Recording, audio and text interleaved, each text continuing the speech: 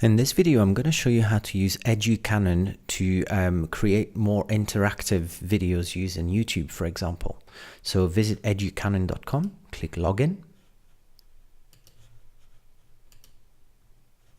enter your details, and click on the arrow. Here you're at your dashboard. Get some tips.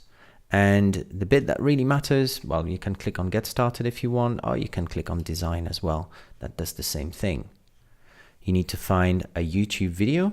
So you can, for example, click on YouTube. That'll open YouTube. And I'm just going to go and visit a video that I know because I made it. And I know that this video is embeddable, for example. So all I'm going to do is go and get the link for it. In this video, I'm going to show you how to gamify. Then go back here, paste the URL, and click Start. In this video, I'm going to show you. Right, sorry about that. So there are a few things you can do here. First of all, you need to obviously give your video a name. This is going to be called a bulb, by the way.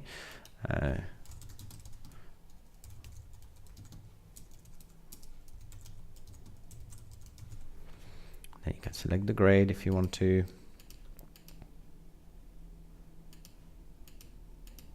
Okay.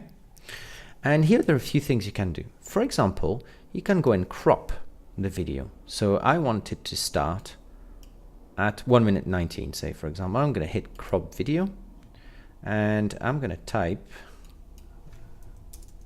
1 minute 19, or I could use the slider if I wanted to. I want to only select this part here, and then I can click crop, and I'm going to go ahead and visit parts of the video where I want to add questions or where I want to somehow my audience to interact with the video. So say at 2 minutes I want to add a particular question. I click on add question, and I want to add a multiple choice question, for example. So here I've got a full-blown editor where I can do lots and lots of stuff. I'll let you take a look, but even if you teach maths, for example, or physics, you have access to all of the great equation tools that you want to use.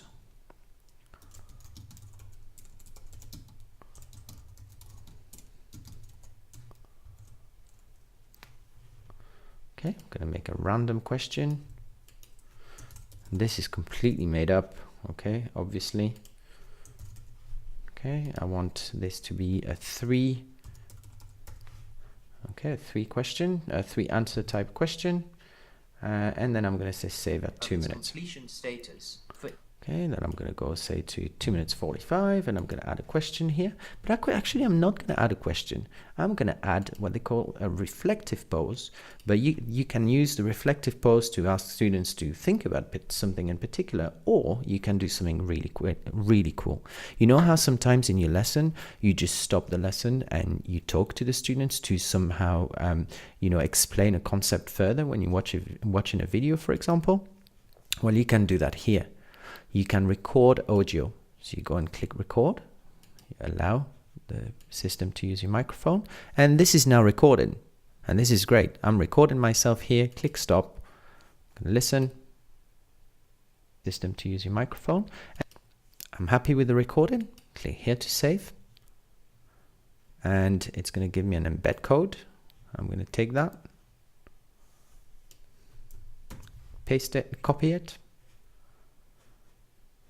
Okay, and because it says here, click here to save, then embed and copy the text. Okay, so I've done this, and now if you have copied the embed code, you can now paste it into insert source code. So that's what I'm going to do. I'm going to paste it here and click OK, and now you'll see what it looks like as a student soon. But this is brilliant. I'm able to explain a concept further, even though I'm not going to be there when the students are going to be watching the video. So for the completion tracking, I'm going to go here at 3 minutes 57. I'm going to add a question. Oh, of course, it's too close to the edge of the video because I've actually cropped it. So I need to go perhaps, and this is still too close. So obviously, I'm doing this on the fly. So that's why I'm not actually able to do these things, so I might just go and do my question elsewhere. Okay, but there are also there's also another free type of question, which is check all that apply. So it's a multiple choice question where there's more than one possible answer.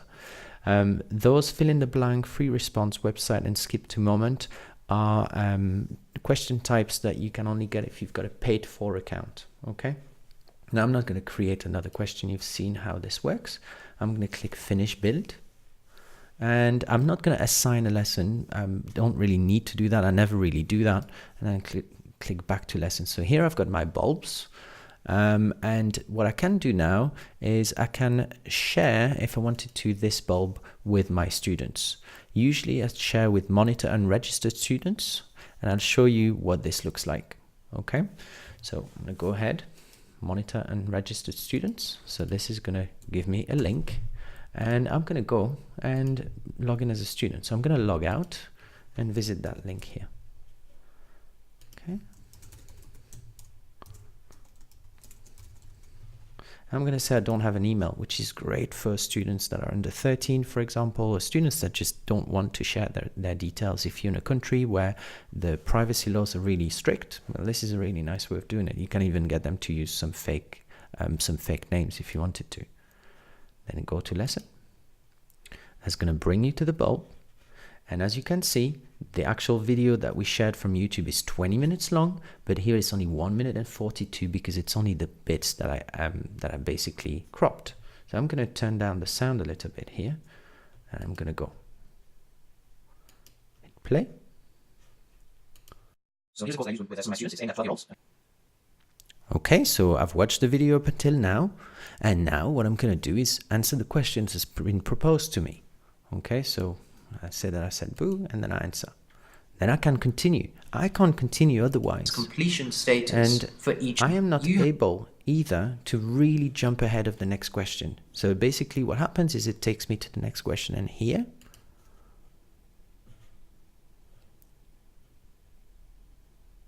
system to use your microphone, and this is now recorded, and this is great. I'm recording myself. I can listen to the particular recording that I made earlier on, and then I can continue. And again, I can't continue until I've dealt with this particular two different options.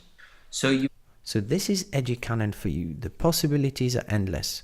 Now, as a teacher, I have the ability to see, if I've registered my students, who has actually looked at the video, who has interacted with the video, and that's really, really useful too.